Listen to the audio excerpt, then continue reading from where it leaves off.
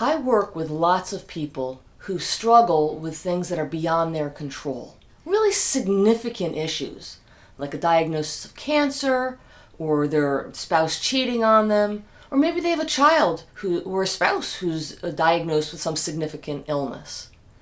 And when this happens, it's obviously it's difficult to deal with. People become anxious, they become depressed, they become overwhelmed by it. And often, people rail against it. They don't want to accept it.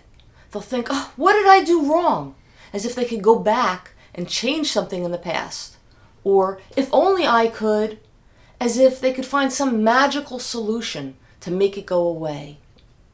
Or they might feel like the world has come to an end. My life is over. Because they can't even get their brain around how to handle the situation. If this happens for you, a good way to help yourself through it is to develop compassionate self-awareness. That is, to develop a greater sense of what your experience is, your self-awareness, and to learn to respond to it with self-compassion. So you begin by developing the self-awareness. Start with your emotions. What am I feeling? Am I sad? Am I afraid? Am I angry? Am I all of those things? And you're going to stay with it so that you know what your experience is, you feel it, and you also can sense it in your body. And you stay with it until you have a real grasp of what's going on for you. And then you can step out and respond to it, to look at it from a compassionate perspective. Kind of like how if there was someone you cared about, if they were going through it, you would be compassionate towards them. But you're going to focus it on yourself. And as you do this, you might realize that you just need to stay with how you're feeling. Or maybe you realize you're so stressed out that you could use a warm bath and a distraction. Or maybe going for a jog. Or maybe reaching out to someone who's really loving or caring towards you to get their comfort.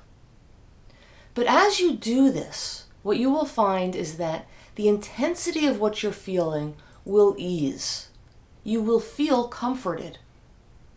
And then, in feeling comforted, you'll be able to think more clearly about what you need to do to go forward. You'll accept the situation for what it is, and then work with it. And whether that's, if you've been diagnosed with something like cancer, what's the best treatment forward? If your spouse has cheated on you, what do you want to do about your relationship? Those kinds of things.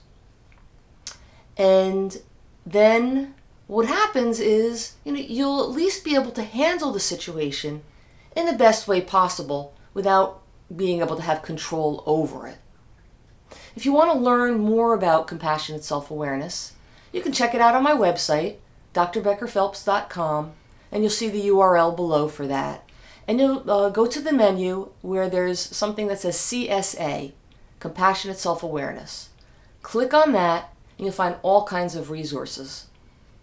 If you've tried this approach, I would love to see your comments about it below. And if you found this video helpful, you may want to subscribe. Thank you.